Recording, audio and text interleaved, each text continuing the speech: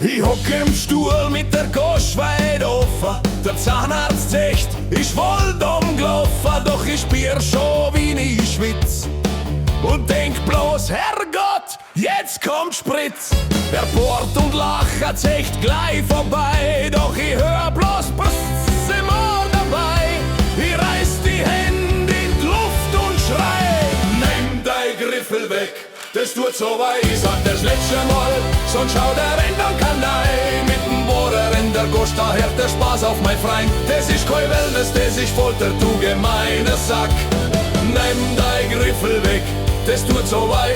Ich schwör, ich beiß dir gleich in deine Ohren rein. Der fragt, wie geht's? Ich sag, geht gut. Er grinst und sagt, das kenn ich schon. Dann druckt er mir dahinter drauf. Ich denk, Scheiße, jetzt hört mein Lebersatz steht so. Nimm dein Griffel weg, das tut so weh. Ich sag das letzte Mal, sonst haut er in den Kanal. Mit dem Bohrer in der Gosch, da hört der Spaß auf mein Freund. Das ist kein Wellness, das ist Folter, du gemeiner Sack. Nimm dein Griffel weg, das tut so weh. Ich schwör, ich beiß dir gleich in deine Ohren.